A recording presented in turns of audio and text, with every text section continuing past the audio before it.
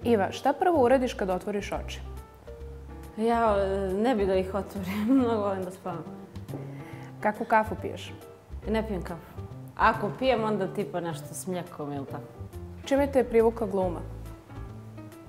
Pa valjda što možeš biti puno toga što u životu, valjda ne. Ja sam htjela biti psihijatar i doktorica i forenzičar i odvjetnica, tako da valjda je zato gluma. Koju svoju osobinu bi promenila? Ne znam, valjda kad nije po mom, pa malo da se iskuliram. Valjda. S kim bi se zaglavila u liftu? Pa s nekim ko je miran, jer ja bi dobila napad panike, to je sigurno. Ne znam ko je miran da bi bio pored mene. Da li ti je bilo teško snimati eksplicitne scene? Pa ono, nekako nije bilo normalno, nije normalna okolnost kada se skidaš i to, ali nekako sam gledala da glumački zadatak uradim kako treba, tako da se više na to fokusirala. Čime te je kupio Beograd?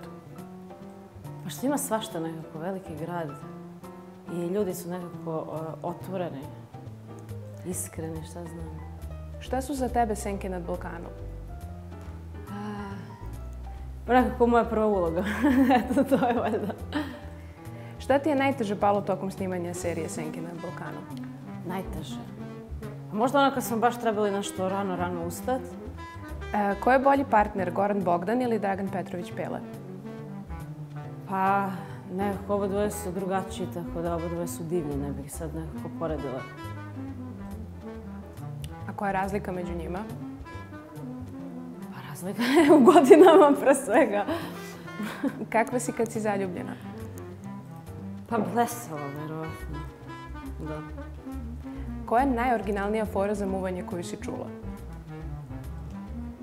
Pa nemam pojma, nešto me baš i ne muvaju, nemam pojma. Ne znam, stvarno, ne znam. Da li te prepoznaju na ulici? Pa sad nešto malo, da. Šta prvo primetiš na muškarcu?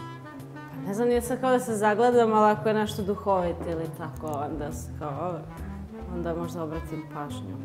Ili ako je ono sad dane, ako je baš nešto zgodan, pa naravno da primetim. Zbog kog glumca ili glumice bi radila i bez para? Aha, Leonardo DiCaprio. Eto, ajde da ono njega volim od Titanika još. S kim se najviše svađaš? Pa vjerojatno to moja mama. On najviše me iznervira. I za kraj, da imaš magični štapić, šta bi uradila? Pa da imam neke moći, vjerovatno, da mogu da se teleportiram, da onako me neko bode nože da se regenerišem, to mi je najjača moć.